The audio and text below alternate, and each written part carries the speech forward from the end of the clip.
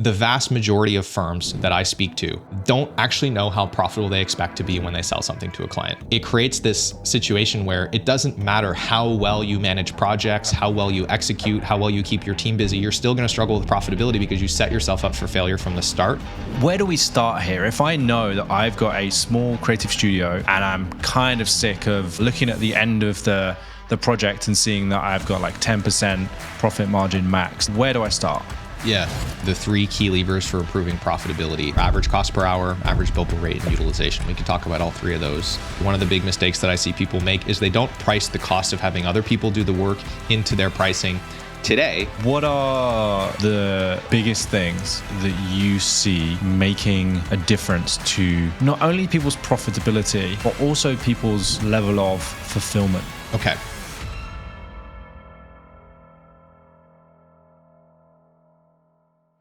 Today, I'm speaking with Marcel Petitpas, who is an agency profitability expert. I highly recommend this episode if you aren't making the level of profit you want to in your business, or even if you aren't generating the level of revenue that you want. Marcel thinks in a very different way and has worked with hundreds of agency owners to help them make more profit at the end of each month. We talk about how to make sure that projects don't go over scope, what you need to measure in your business to ensure that you stay profitable, and more importantly, how to do that in a way that is aligned with the kind of business that you actually want, so you can have a level of fulfillment and creativity in your business and also get paid what you are worth. I know you'll find this extremely valuable because, let's face it, who doesn't want more profit in their business? As always, if you enjoyed it, please hit that subscribe button and share it with a friend.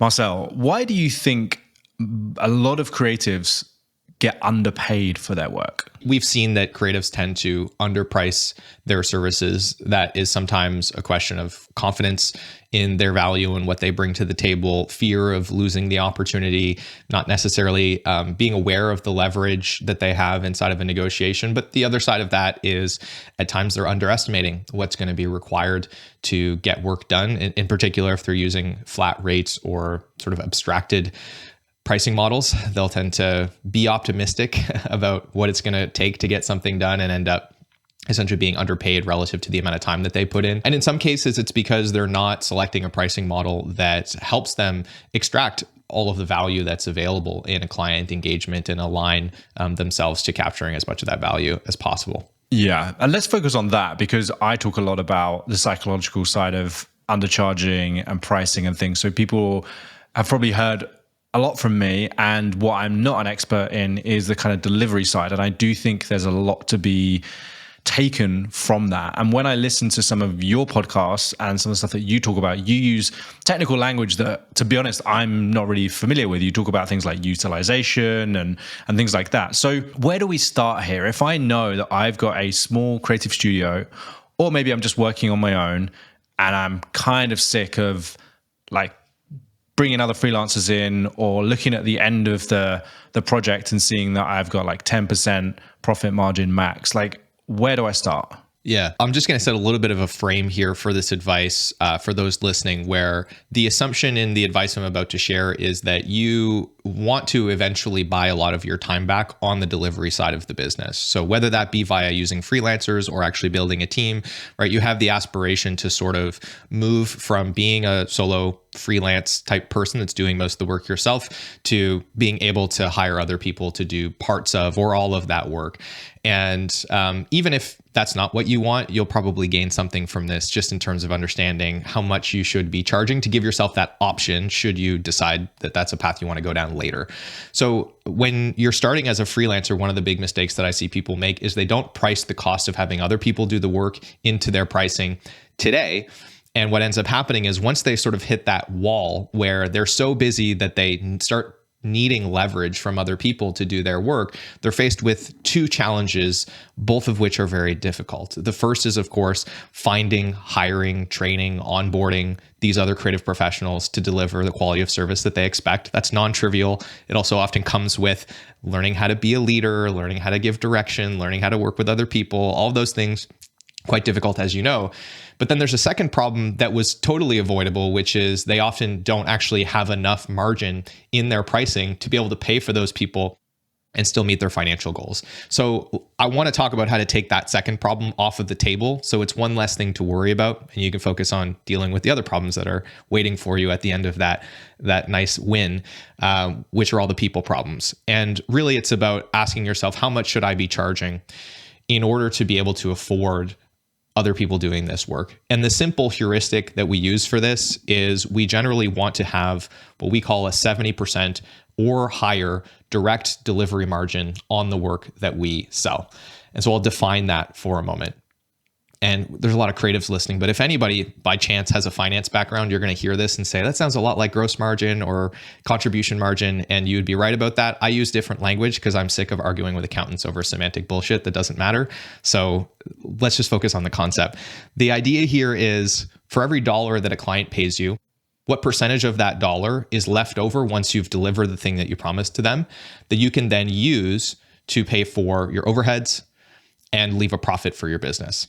Okay. Could you just say that one more time, slightly slower? Because even that, like, maths definitely isn't my strong subject, but that sounded really like smart, but I'm not sure I fully understand what that means. Yeah. So, and we're going to get into the weeds on this. So the key question that direct delivery margin answers is, for every dollar that a client pays you to do something for them, what percentage of that dollar is left after you've incurred the cost of actually doing the work to then go and pay for your overheads and leave a profit for your business? Right. So the direct cost of doing the work is like anyone I pay to actually deliver this thing on my behalf. So if I'm a film production studio, my direct cost is like how much it costs me to hire the cameras for the shoot, to get anybody to help me on the day, all of that stuff that like I wouldn't have if I didn't do that job. Is that right? Exactly. And I think the tricky thing here is if you're doing all of the work yourself as a freelancer, or if you're doing a lot of the jobs, you want to account for what it would theoretically cost you to hire someone else to do that work. So this is where there's a lot of value in even just doing a simple exercise of sitting down and saying, what are the 4 or 5 hats that I wear throughout a client engagement? Sometimes I'm the account manager. Sometimes I'm the creative director. Sometimes I'm the designer. Sometimes I'm the copywriter, right? And so what are those sort of 3 to 6 hats that you wear? What would it cost you to go hire that talent on an hourly basis on the market? Be conservative about that estimate. And then essentially what you want to try to do is spend less than 30 or 40% of what a client pays you on the work getting done.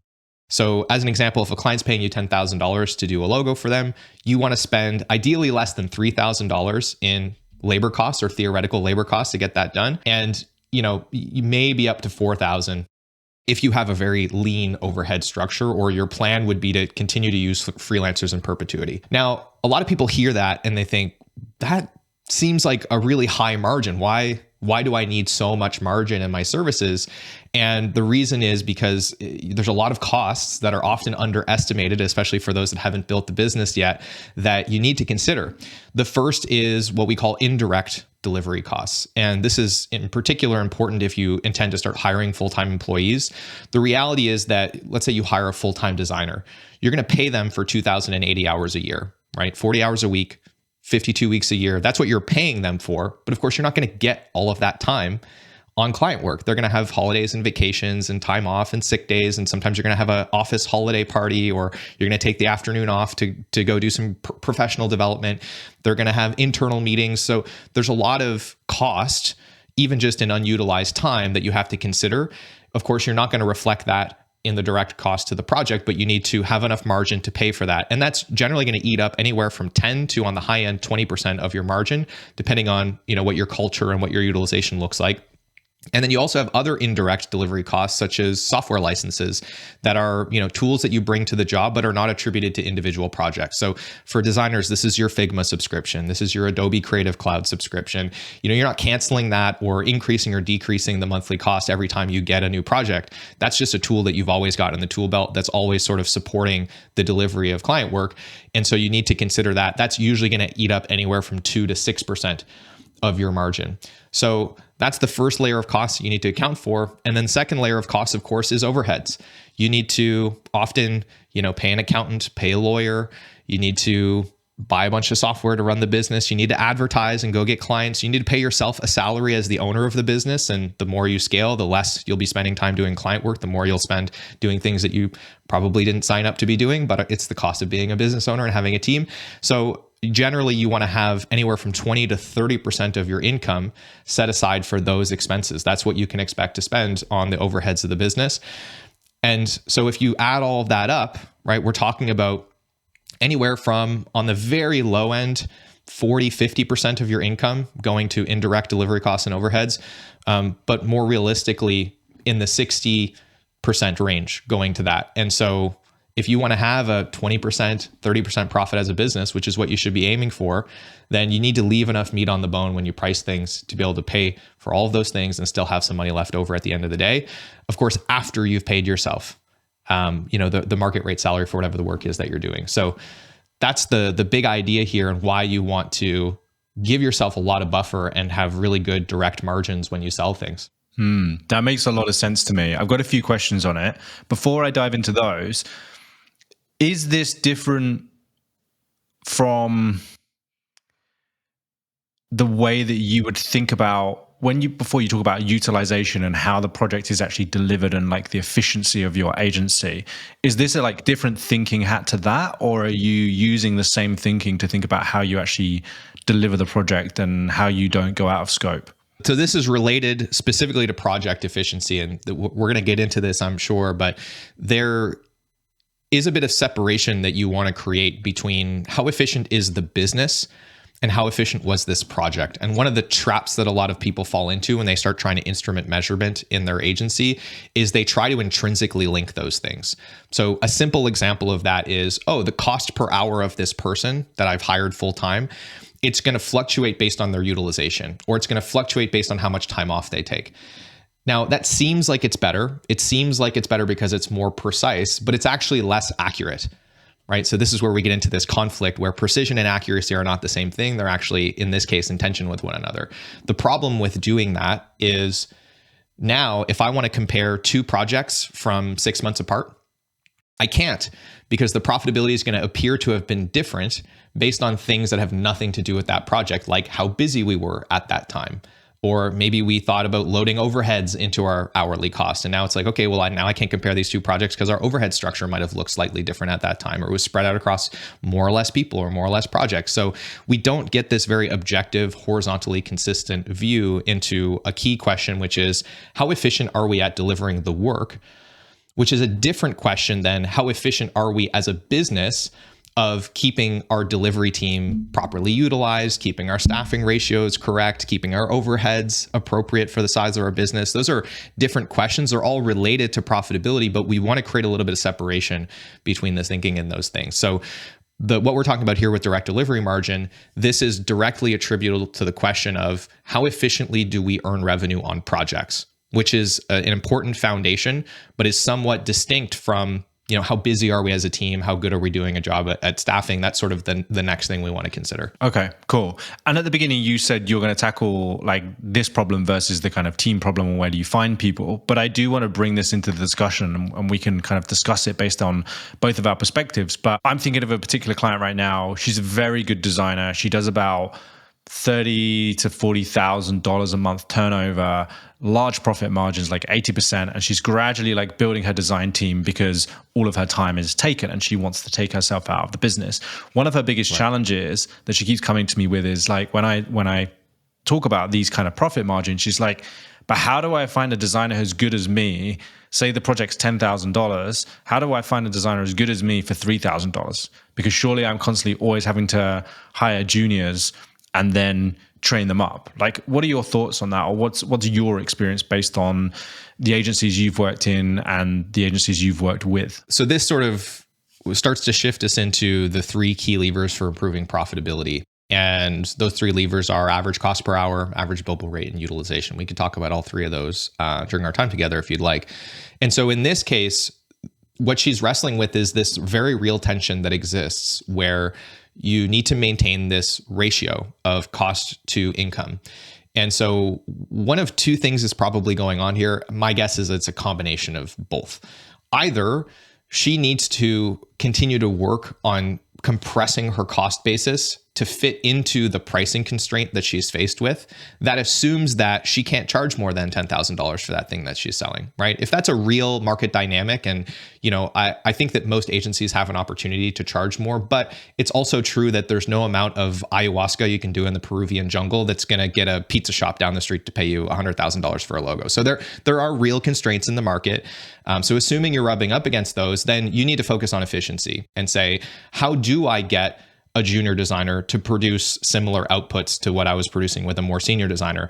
That generally comes with reducing the level of judgment required to produce that same outcome. And that tends to be a result of having great processes, great templates, technology leverage, and often still having involvement from someone very senior. And so maybe the way that she should look at that is like the 10-80-10 framework, where it's like she's the very senior designer. She comes in at the front end, spends that 10% of high leverage time really setting the direction, making sure that designer's set up for success, and then sort of checking in towards the end to do that last 10% that takes it from being pretty good to amazing. And that in aggregate helps dramatically decrease the cost, as opposed to trying to expect that junior person to do 100% of the work. And then of course, the other side of that is, well, could she be charging more so that she can afford to bring in the level of person that's required to get the kind of work that's being produced? And that would be an indication that perhaps she's underpriced herself in the past and has not accounted for the cost of bringing in the right type of talent. Yeah, I think that's a great answer. And I don't really have much to add to that, because they're the kind of two dynamics that we play with, like charge more or be more efficient around delivery, create better SOPs, create better systems. So yeah, love that. Just to close on that, this is what's hard about business, right? Creating value, it's difficult. It's more difficult every single day as more and more people come to the market with products and solutions to solve problems. And that's what's challenging about business, is finding these wedges where you can solve a problem that's worth enough money that you can spend 30% of what you're getting paid to solve it. And that margin is what makes the business sustainable. And that's supposed to be hard, right? Like there's only so many of those opportunities, and it requires skill and it requires discipline. And often it requires iteration to find the right person and the right product and the right way of delivering it that makes all those things come together. So if this feels really hard to you, it's not because you're incompetent. It's because that's what's hard about business. That's the whole challenge. Yeah. And without too much of a segue, although I do love a segue, or sorry, should I say like side quest? It's interesting that you say that, right? It's like, it's supposed to be hard. This is supposed to be a problem. And I had like a pre-interview with someone this morning who I'm going to interview when I'm back in the UK. She's built a very successful business. And she said to me, it's like joyous when she wakes up every day and she has these like problems to solve. She loves it. She gets purpose from it. And I think a lot of creatives are frustrated because they've worked so hard at their skill set and they've been in the industry for so long. They almost have the story that this should just be easy now, right? It's like my work should speak for itself. The clients should just come along. Look how fucking amazing my work is. Look at my portfolio of clients. Like, why do more of these people not come along?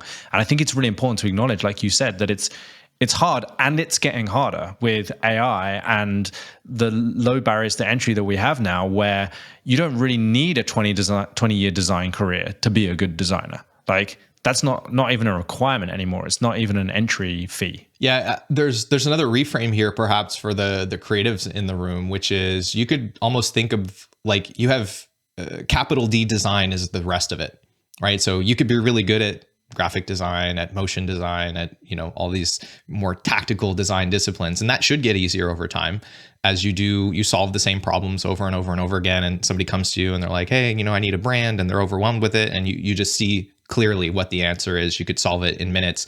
That's great. But building a business around that's capital D design. That's human psychology. That's design thinking. It's user experience problems, both for your client and for your team. So maybe that's the reframe for you to engage with it in a way that's maybe a little more stimulating. Is it's still design work. All of it's still design work. Yeah, it's just a different type. Yeah, I love that. I love that reframe. You talked about the 10-80-10. Now, I know that comes from Dan Martell, and this is a little bit of a kind of selfish side quest, I guess. But I am fascinated with what you learned from Dan Martell and how you came about working with him, and maybe just give a little bit of context for those who don't know who Dan Martell is and maybe who aren't in that world. I've had the pleasure of being close friends with Dan for a very long time. And this year, actually, if you look over my shoulder here, I co-authored a book with him and two other people called Software as a Science, which became a bestseller this year. So it's been incredible. And I first met Dan when I was living in Moncton, New Brunswick, which is a very small town on the east coast of Canada. There's not a lot of entrepreneurs there, certainly not a lot of tech entrepreneurs. And I met him at a Starbucks. And then I met him again at a TEDx talk the following week. And then he just started inviting me to these lunches that he would do every week where he'd get a few entrepreneurs together. And he'd always try to make sure there was a few young kind of up and coming entrepreneurs at the table with some of the veterans. This is just a thing that he did. And his background, he's built and sold 3 software companies. He then went on to build SaaS Academy, which is the largest coaching program in the world for B2B software founders. And now that's led by a CEO and a team. And he's gone on to build Martell Media, which is a media company focused on building his personal brand. And on the back end of that, he has coaching for both fitness and sort of more general mindset around business. And he's an impressive dude, right? He's like in his 50s, he's jacked. He's got like a decent amount of money. Like he's sold businesses. Like he's an impressive guy. Yeah, absolutely. And wrote Buy Back Your Time. He's become very well known for that book, which was a New York Times bestseller and is an incredible book. But I met Dan before he had millions of followers on social media, and I mean he was well off at that time, but like not even close to what he's been able to accomplish even just in the last 2 years. And I think the biggest thing that I've learned from Dan, the thing that I admire most about him, I would put it into 2 buckets. The first is his ability to learn and grow. A lot of people think that Dan is a person that sort of was born free of flaws, but nothing could be further from the truth. He was put in jail when he was in his teenage years, had a lot of trouble growing up, had a lot of challenges, but I've seen him get critical feedback, mess things up, and respond incredibly quickly to that. So his ability to sort of take the feedback, process it, and then do what's required to adjust is unlike anyone I've ever seen. And the other thing that I think has been really impactful for me is I'm the kind of person that sometimes makes things harder for myself than they need to be by thinking I always need to be reinventing the wheel and thinking that what other people are doing isn't going to work for me. Dan is a master at identifying the people that have accomplished what he wants to accomplish. And this could be at a very macro scale. Like he wants to build a personal brand. Well, he's going to go look at other people that have built massive personal brands and reverse engineer that. But it could also be at a micro scale. He's got a problem in his business that he wants to solve. He'll go connect with other entrepreneurs that have solved that. And he literally he calls it R&D, rob and duplicate. Take exactly what they're doing down for like the copy, the design assets, whatever, just install whatever that person is doing in your business and then iterate from there. And that combined with the discipline to do whatever is required every single day, never miss a day, and then slowly start to buy back his time to make sure that that happens. I've seen him get incredible results and build muscles in his business by following that playbook over and over and over again. And so he has the humility to say, this is something I've never done before. I'm going to go to the experts. I'm going to be a student. I'm going to just verbatim do what they say to do. And then I'm going to start applying my own judgment and thinking to that and iterate over time and make it my own. So that's something that I've really tried to embody more because I have the bad habit of shooting myself in the foot and thinking like I just need to reinvent this from scratch when it's often not necessary. Yeah, or put your spin on it too early. Like I was definitely guilty of that sort of from a creative perspective. And I find a lot of my clients do that as well, especially when I'm coaching them and they're like, oh, this landing page isn't working, and I help them kind of redo the copy, and then I'll go and see what they've done with it in like 2 weeks, and it's like different from what we basically agreed and decided. And I'm like, why don't you just stick with exactly what we said? Because, that's what we agreed on. I'm pretty confident it's going to work, but they have to have their own sort of like creative spin on it. I'm just curious, like, what do you think of that idea? Because I could imagine when creatives heard you saying like the R&D thing, I know there's like Austin Kleon's still like an artist and there's things like that, but what's your perspective on that from a kind of, I guess like an IP and an originality point of view? If someone came and kind of did a copy paste of your business and then went on to do something similar with a slight twist? Like, would you see that as a compliment? Would you be offended? And like, I want to just know your genuine thoughts. I don't think there's a wrong or right answer. Just Yeah, I think, of course, there's a lot of nuance to that because it sort of depends like what the context is around that thing. Like trying to duplicate an entire business is one thing, but trying to apply this to business systems in general, like that is just sort of a best practice, right? So it's like, oh, we don't really have let's imagine that you're running, a big design firm and you're like, oh, we get clients reaching out with questions and we don't really have a system for how to handle that, how to triage that, how to get those questions in front of the right person, make sure they get a response, in time, make sure that we're actually solving their problems and we have a feedback loop there on how responsive we're being. Well, that problem has been solved thousands of times at incredible scale, right? So that system in the business of, what kind of software to use, what are the SLAs, what are sort of the processes and procedures, and how do you create templates around this, and how do you think about assignments of who this stuff get, like those are problems that have been solved. And so at that level, I think it's just like a best practice. In terms of ripping off a whole business, what you're still not going to solve for is the learning of the nuances, right? So like anybody could go and start selling what we sell, but what they're not going to get is the 4 years of eating shit we had to do to actually figure out how to solve this problem, which is incredibly complex, and all the nuances around, the formulas and the definitions of the formulas, and even crazy things like limits that aren't documented in Google Sheets' API documentation. So you try to build a spreadsheet to do something and you realize it's impossible to do in Google Sheets because you just can't do it. And so like those kinds of learnings, you're still going to need to go through. But the good news is your focus is on that stuff, the critical assumptions that need to get solved to build the business, and not the stuff that's less important, like trying to reinvent the wheel in terms of positioning, in terms of marketing. And as you start to find your way, you can adjust that stuff over time. So would I take offense to it? No, I would take it as a compliment. And candidly, over the 7 years that we've been doing this, we were like the only person doing this stuff. And we've seen lots of people start to enter the space over time. And I think it's a good thing. There's a huge need for this. It's a tide that rises all ships. And I think that we were early enough and built enough authority that this only sort of elevates what we're doing. So maybe I just have sort of a naive, overly optimistic lens on business and abundance in general, but I've never really been threatened by competitions, new entrants in the market. And I generally make an effort to connect with those people and get to know them. I'd rather have a good relationship with them than sort of be adversarial from the start. Yeah, absolutely, man. Yeah, I think there's a good perspective, and I think the nuance is key. You also mentioned something where you said, the copy and paste the business is fine. But then I don't think it's even just about the nuance. I think it's about finding a way to make the business work for you. And I did like a solo episode on my podcast the other day about these different types of people. And I think it's easy to look at somebody like Dan Martell and feel inferior.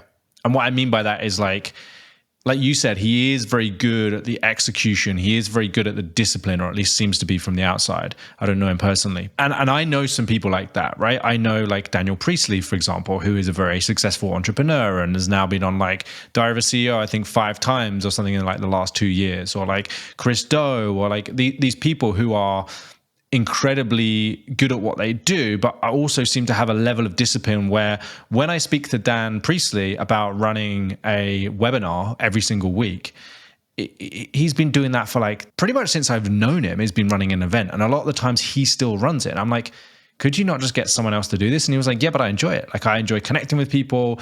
We make more money when I do it. Like it's not a chore to me. Like I'm cool showing up once a week, like for a webinar, and talking about basically the same thing every single week to a bunch of new people. I really struggle with that. And I think a lot of my clients do and a lot of creatives do. And so I think it's also about understanding how to build a business that's aligned with your personality and that's aligned with the type of person you are in terms of like, not just personality wise, but like, are you a type A person where you're like super driven and you're willing to get up at 4 a.m. and like that juices you?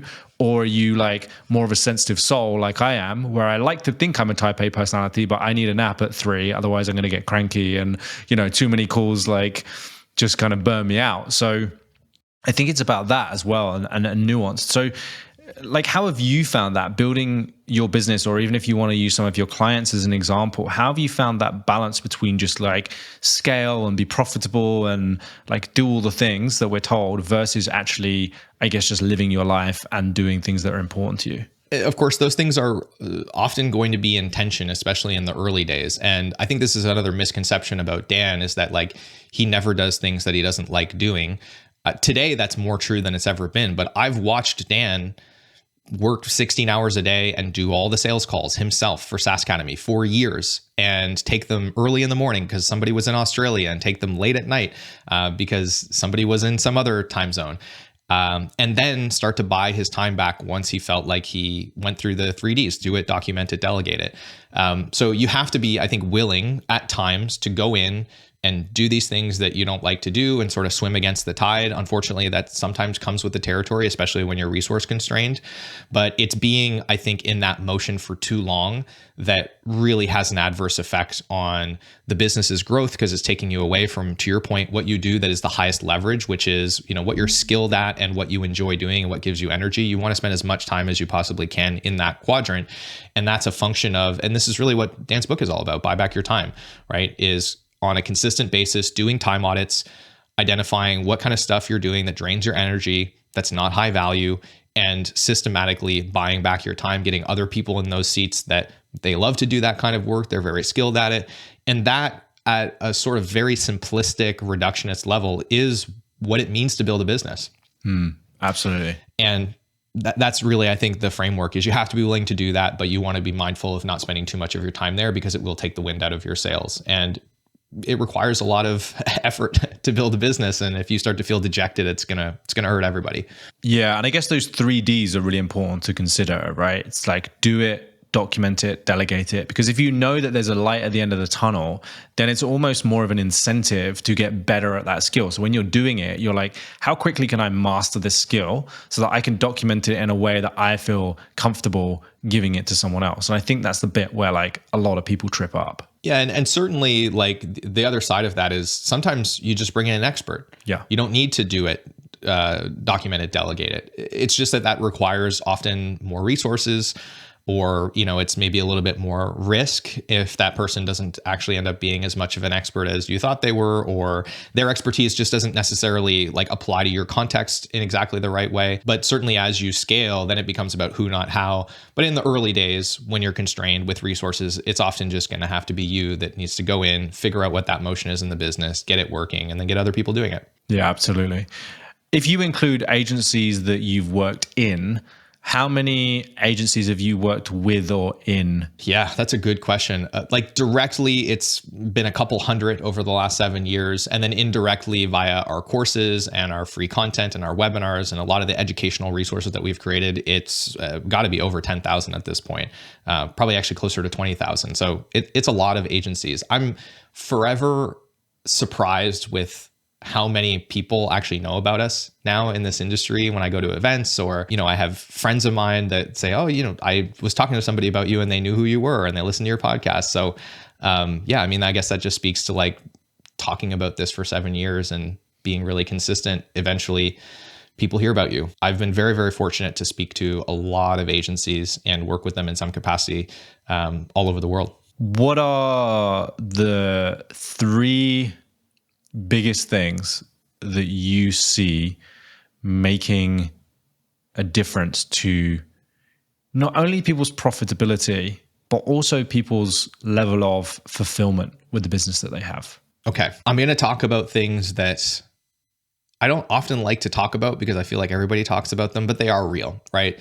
So specialization is definitely one of those things. It's a little bit counterintuitive, but I think a lot of creatives initially resist the idea of specialization because they want to, you know, explore a whole bunch of different things. But there's sort of this switch that gets flipped when the business is so reliable and so good at producing income that it actually frees you up to pursue your creative discipline purely from a place of creativity. And you can sort of detach those two worlds from each other. One that is about meeting financial objectives and one that is literally just about being creative because you feel like it. And that's a powerful thing. And so the thing about specialization, though, that I like to talk about is we all understand the external specialization, being really specific about what problems you solve, who you solve that problem for, having, you know, really tight positioning that goes out to the marketplace. That's great. And there's a lot of operational benefits from that will improve profitability, will allow you to charge more money, will allow you to get more efficient, all of those things. The thing that not a lot of people are talking about, which I think is equally as important and will become more important going forward, is internal specialization.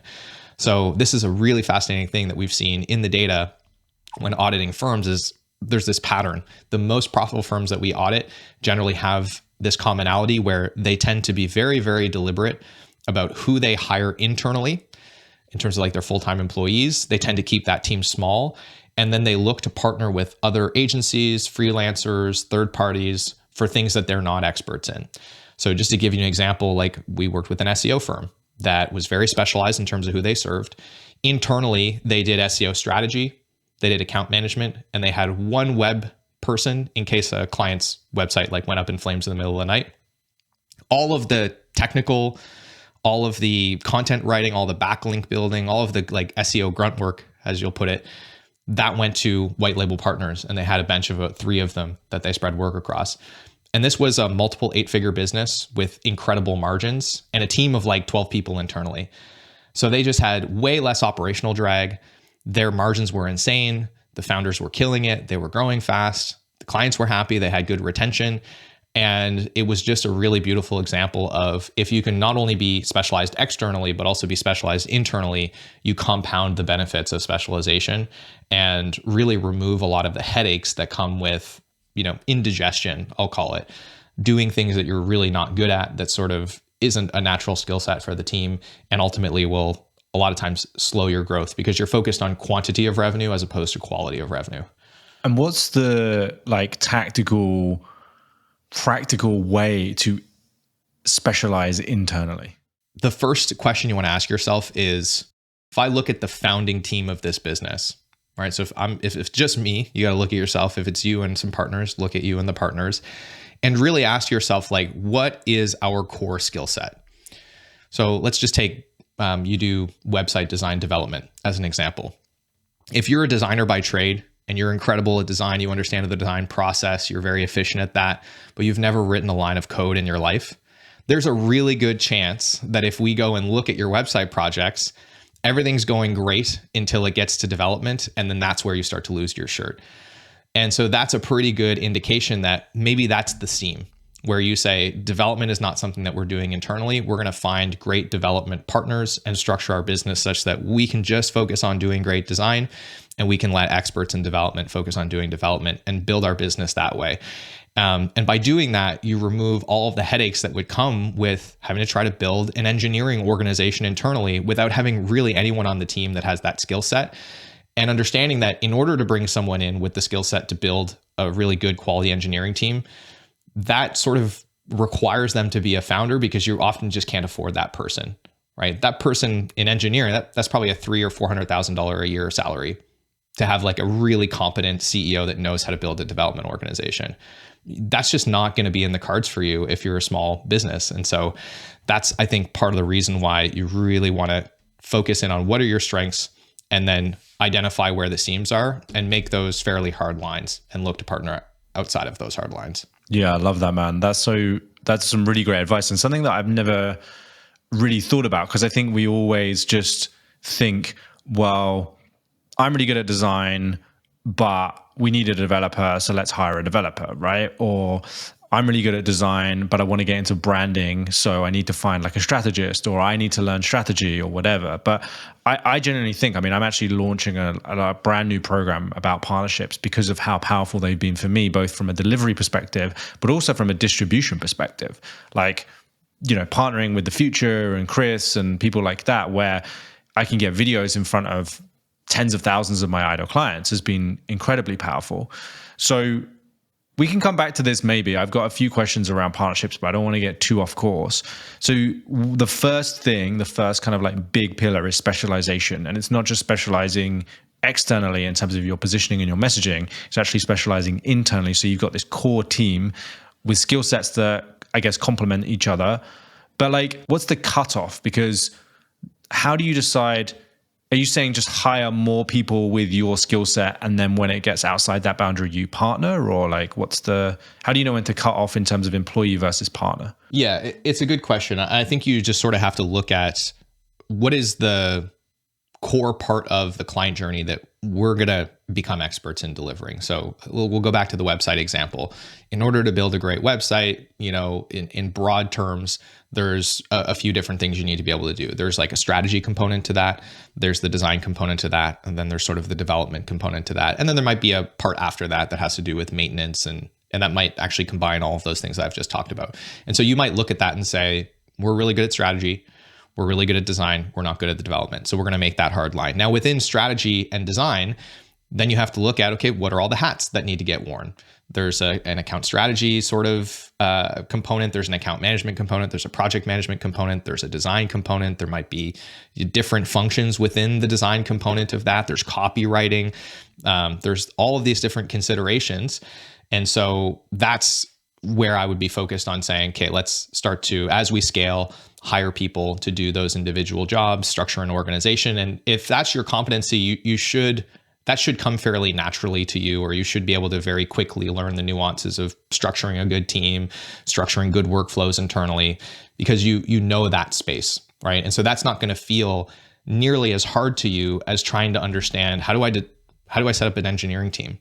How many people do I need? How do I know if the code's good? How do I have things, because it's completely foreign to you. Yeah, you get very out of your depth very quickly, right? 100%. Yeah. And the likelihood you're going to be profitable at that is so much lower than the likelihood that you can be profitable at design. And this sort of comes back to the first thing we talked about, right? Which is the challenge in business is to create value. And that's a combination of being able to charge as much money as you possibly can and get things done for as little as you possibly can, to leave as much margin as you possibly can. And the more margin you have, the more resources you have to build your business and reinvest in growth and acquire customers and all those good things. And so why would you put yourself at a disadvantage by playing a game that you don't know how to play and that you have no experience in? Yeah.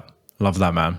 Okay. So core pillar number one, the three things that have made the biggest difference in your experience working with all these different agencies in terms of profitability and fulfillment. Core pillar number one is specialization, both internally and externally. What else is there? So the thing that I'll say next is most agencies are suffering from indigestion, not starvation. They just happen to feel the same. And a lot of times in the metrics that they're looking at, they look the same as well. So I can't tell you how many firms that I've spoken to that have grown to, a couple $1 million in turnover, and they're still coming to me saying, yeah, we just need that one more client, that one more retainer, and then we'll be profitable. And I'm like, okay, but what you just explained to me is that every time you get that one more client, that one more retainer, then your team starts complaining that they're way too busy and overworked. You got to go hire more people. And this vicious cycle just kind of keeps continuing. And so the issue is not that you're starving for more revenue. You have millions of pounds in turnover. There's something happening between when you get paid and when you're done doing the work and running the business that's leaving you with less money than you need. So we need to focus on that. We need to focus on the indigestion. So to take that analogy further, the first place that we want to look when we're suffering from indigestion is at what we're eating. And that's the pricing conversation. And so I won't rehash all of this, but the vast majority of firms that I speak to, and this includes some that are doing tens of millions of dollars in turnover, don't actually know how profitable they expect to be when they sell something to a client, right? They have a rate. They got that rate from, looking at what other people were charging, just kind of taking the rate that the firm they worked in before they left to start their own thing was charging. Licking their finger, putting it in the air and pulling out a number. Yeah. Saying, I think it's going to take about this many hours. I'll add a 10% buffer. I'll multiply it by the rate. And I'm like, great, but how did you come up with that rate? What's your margin on that rate that you expect to make? What are the assumptions that went into that? How utilized do you expect your team to be? What do you expect to spend on overhead? And almost nobody has considered that. So this comes back to the first thing we talked about, which is make sure you're setting yourself up for appropriate margins when you sell things. A lot of firms accidentally end up in the right place, but for those that don't, it creates this situation where it doesn't matter how well you manage projects, how well you execute, how well you keep your team busy, you're still going to struggle with profitability because you set yourself up for failure from the start. But most firms just don't even know that that's the case. And so please start just asking the question of, before I sell this to the client, before I put this price in front of the client, how profitable do I expect this to be? And I encourage you to look at it using that direct delivery margin formula that I talked about. Yeah. So that's part two, is just making sure we're intentional about pricing. And I guess as well, one of the reasons we're big advocates of packaging and productizing your service is because you can work that out. And then that whatever you're selling is going to be profitable because you've already created the sort of product out of it and you've already done all of the margin work, right? Yeah, but I mean, what's also true is that you can figure that out for time increments as well. You can figure out what the profitability of an hour is just by looking at the average cost per hour of the person that you're using to do the work. And this works for abstracted time materials models as well. If you sell days or weeks or biweekly sprints or months, and if you sell individuals or cross-functional teams, you can still do some napkin math to figure out like, am I setting myself up for a 70% plus margin on this hour or on this time unit? And then the game, of course, is get paid for all the time that it takes. And I'm a huge fan of productized services, flat rates, value pricing, but I need to acknowledge that for firms that are doing very complex, very risky work, and that stuff needs to get done and people are willing to pay for it, selling time is very useful because it's much more fluid and it handles risk much better and it helps you share risk with the client much better. So it does take upside off the table, but importantly, it takes downside off the table. And like, if Elon Musk came to you and said, I want you to write a control system to land a rocket ship on a barge in the middle of the ocean on a new programming language that's not well documented and doesn't really have much support around it, you would be an absolute fool to try and put a flat rate price or a value-based price on that, because it's impossible to estimate that, because we don't even know that it's possible to do that thing, right? Like it might never get done. And so in that instance, you probably want to sell time, but you can still use this formula to figure out if you're charging enough for that time. Okay, cool. So what would you label that second thing? So the first thing is specialization. What would you call the second thing? Pricing. Yeah. For margin. Pricing for margin. Yeah. Make sure you price shit correctly. Yeah. Just like set yourself up for success by selling things in a way that makes the business model tenable. So that's part 2. And then part 3 is really paying attention to your operational efficiency. And there's really like 3 numbers that you can pay attention to that will give you a lot of control and a lot of forward visibility in terms of how you're performing. And if you measure these 3 things correctly, you should never be surprised by your profit and loss statement again. And this is sort of the curse for a lot of people, is they're running their business, and the way that they measure their performance is they wait for their accountant to give them their profit and loss statement, hopefully once a month. Usually they're getting that 15, 20, sometimes 30 days after the month is over.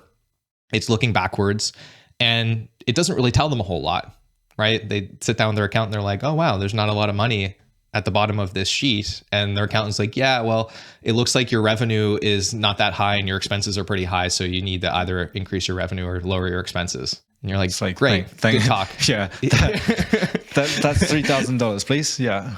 Yeah. Thanks, guy. Yeah. Appreciate it. But the question is, why is that happening? What specifically do you need to do? Is it that you don't charge enough? Is it that you overservice? Is it that your team's not busy enough? Is it that you're paying too much for your talent? Is it that your overhead's too high? Is it all of those things? And so that's where we want to start to create some differentiation. And an easy way to do that is to really pay attention to the 3 operational levers that dictate the delivery margin for your entire business. And those 3 levers are, number 1, average cost per hour. So average cost per hour is literally looking at any given segment of your business. It could be a person, could be a team, it could be on specific types of work, and understanding what is the average cost of an hour of labor for this area of the business. And is that going up over time? Is it going down over time? Or are we keeping it stable? And ideally, what you're doing is, for types of work that you do over and over again, you should start to see your average cost per hour come down over time. Because ideally, you get better at doing that thing. You have better systems, you have better documentation, you create templates, you create automations, you get better tools. And what that should mean is that people don't need as much experience, and therefore they don't need as much judgment to solve these problems, because you should be taking the knowledge that you gained by solving it many times before and packaging that knowledge in such a way that someone else can tap into that and move themselves forward. So that's average cost per hour. And that, again, allows you to either increase your margins by maintaining the same price, or if you need to lower your prices, you don't need to charge as much to have the same margin. So it gives you a lot of optionality, but ideally what that does is it increases your margins over time. The second lever is average billable rate. This is a really easy way to answer the question of, where do we make the most money for our effort? And this formula is great because it doesn't matter how you charge for things. You could be selling time over here and value pricing over there, and percent of advertising spend in this other place, and a productized flat rate service in another place. This formula only cares about 2 things, which is how much did you get paid and how much time did it take to get it done. And you can look at this for one project, you can look at it for a group of projects, and you can look at it for any time period. and really start to understand, oh, interesting. When we sell websites, for every hour of effort that we put in, we on average make $187. Whereas when we do, logo and brand design, on average, we make $240 per hour. And then if you compare that to your average cost per hour, you can start to get a sense of what kind of margin are we making on these things. And that can be a really helpful insight so that you can understand, are we selling the right things? What's more or less profitable? Where might our process need to improve, right? Like where should we be focused? So that's the second piece.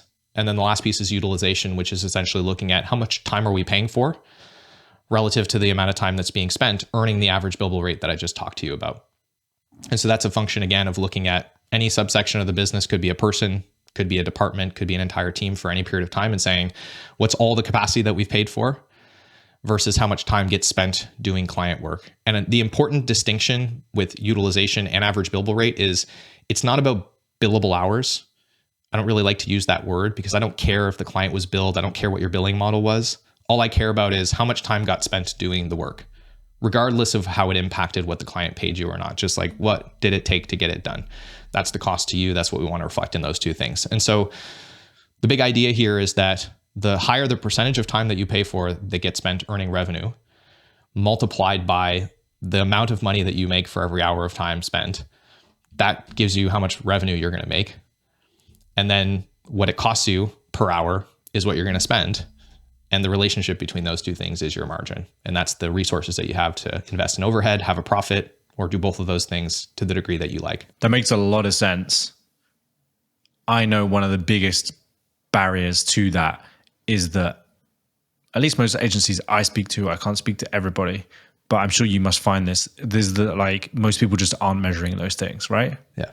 Yeah. How do we start with that? Because what you just said seems like a whole different world to me. Like I've personally never done that or worked with people on that because it's not my zone of genius. Like I'm focusing on getting people to charge more money and kind of stretching the playing field that way. You're kind of bringing the touchdown line closer, right?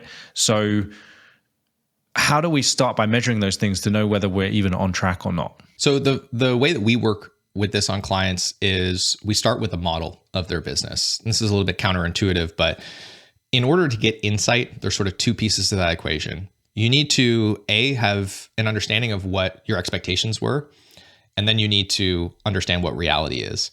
And if you have one but not the other, you don't really get insight. So I'll give you an example of this. We speak to lots of people that they listen to a podcast like this, and the first thing they do is they run out and they get everybody tracking time, they start measuring utilization, they start calculating their average billable rate on projects, and then they get a result back. Our utilization was 52% this month.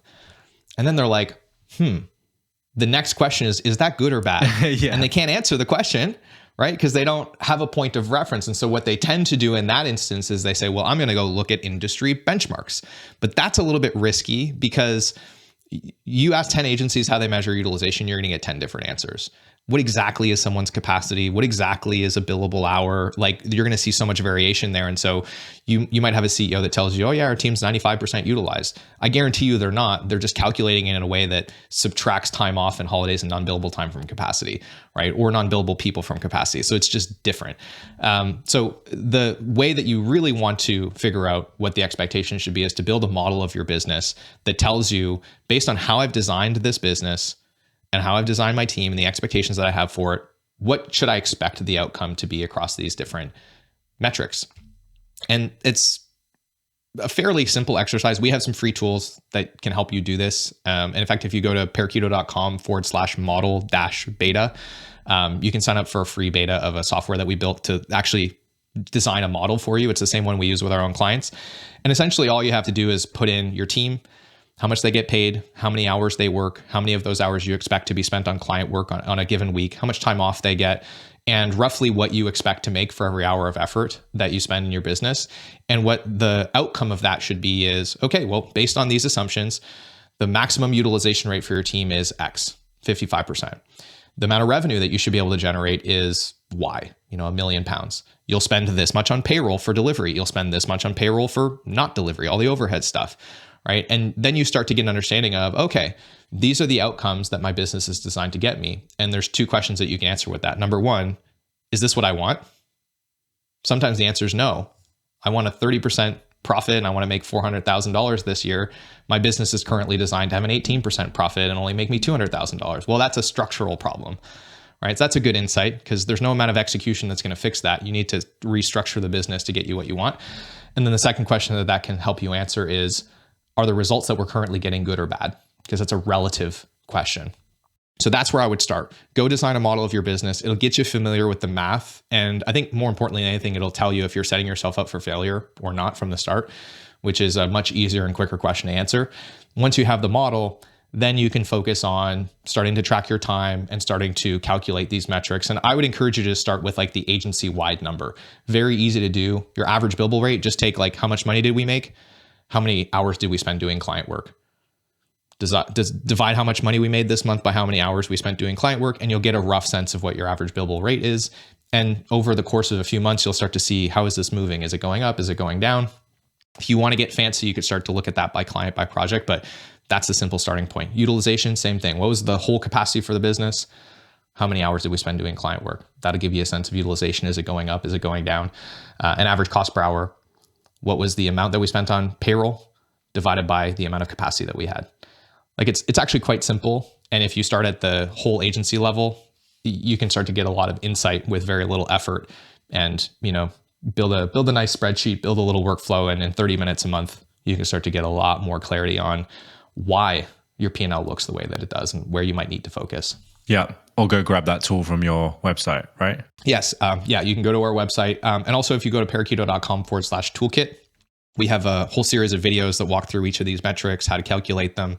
And there's also a call to action in there to get access to the model platform as well. So we have a lot of free resources out to just help people like do this on their own, get off the ground at no cost, because it's the stuff I wish there was more resources for when I was running a small firm. Yeah, absolutely, man. And we will link to all of those in the show notes. And I think you also have a course as well, like if people want to take this a little bit further. Yeah, we do. We have a Parakeeto Foundations course, and it's really sort of end-to-end an explanation of our framework, every metric that you should pay attention to, how to calculate those metrics, how to go get the data to calculate them, how to tell if it's good or bad, how to influence them going up and down.